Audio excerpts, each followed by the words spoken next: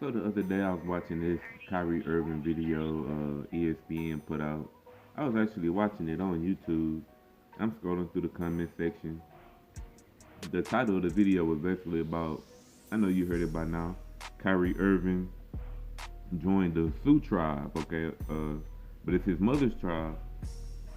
So when I'm going through the comment section, I'm seeing a lot of people don't know anything about blacks and natives or don't even know the history of blacks and natives. So I just wanted to touch on a little video to throw my resources behind the information that I have gathered and added to this discussion. Well, with the whole Kyrie his trial specifically, if we trace the origin of that trial would have went to the Mississippi River. They're a Dakota tribe now, but with the area of the Mississippi River, we have to look at the Mississippian culture, and from the Mississippian culture, we can get a good foundation on who that tribe was. When Europeans first came over here and gave their early descriptions on what would have been the Mississippian culture, and even what we find it now, this was a mound-based society. This society leaders wore Moorish headdresses, Moorish Spain. These are black folks that was over here. And we can look at the predecessors to them, and we can go back into the Olmec civilization. So all these native groups who are not predominantly black now, we got to look at the wars that was going on between the black tribes in the U.S. and how they was whitewashing these tribes.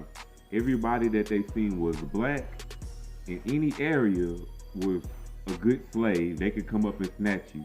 When they passed the Fugitive Slave Act, there's no way that you could have really proved that they wanted you, that you was a free man. So they were snatching people no matter if they was in trials, no matter if they was just free blacks living in their cities. These people was able to get snatched. So what we have to do is paint a picture on the early imagery of the people who was here. We can start with Luzia. She was found in Brazil, but that's the oldest remains found. Her in Naia. Naia. When these people found these two female skeletal remains and they reconstructed their face, they came out to black. They said that these people are either from Africa or Australia, but they do not look like the modern Native American population. So if we got a population that you're calling Native Americans, don't look like their ancient ancestors, something happened. So don't get me with the DNA stuff, because with the DNA stuff, what is the authentic Native American? So we can go to his blood and test it. What is the original African American, and how can we test his blood? That's the thing. So we can only go after the languages, the building structures, the phenotypes, how artists depicted them, and the quotes from the early Europeans who seen them. They was in the east coast of America, in the United States, and they said that the people was black, not unlike the Ethiopians. This is what Verrazano said, who was the earliest European explorer in North America.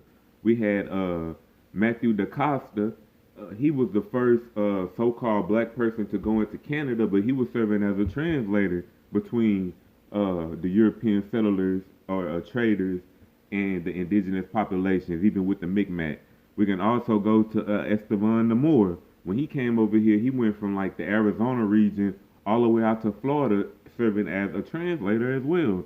How were they serving as a translator coming from Africa? It's because the people shared a common culture and people been coming over here.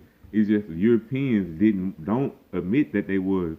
But Kyrie Irving, he has a right, just like other Black Americans have the right to claim their indigenous Aboriginal heritage. It's a UN right and it's a human right. You have a right to change your nationality, and you also, through Declaration Rights of Indigenous People, have a right to learn about your indigenous culture. When Europeans came over here, they saw nothing but black people over here, and they seen red people in numbers too. But most of these red people are still not even the original red people. They're Europeans who got into these tribes, and the whitening of the tribes began. The more white you was in the tribe, the so-called more native blood you had, even though that's just European. And the darker you are, the more slave blood you had, because it was illegal to be black over here. So they had racist records, because if you had a drop of black, and I'm not saying there's nothing wrong with it, I'm just telling you the process that happened. When you had a drop of black blood in you, they labeled you as black only. You couldn't be indigenous. None of that stuff existed no more. So we get all the way into the Seminole Wars, and we could show that it was a native group warring against slavery. All of this took place, and it set the environment of the relationship that black natives had with the U.S. So when you see Kyrie Irving proclaiming his indigenous status, you just gotta learn about who these indigenous people are. You can go to freeblacksociety.com. We have good information on these early blacks. If you want to get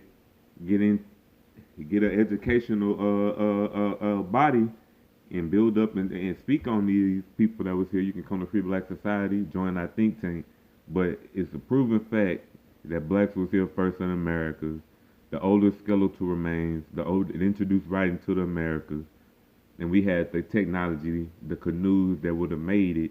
All you had to do was get in a current by accident coming from the west coast of Africa, coming all the way to Brazil, or even landing up in the Caribbean. Just a Free Black Society presentation. Learn your indigenous history. Don't be ashamed of it. Black people are the first Americans, and we came before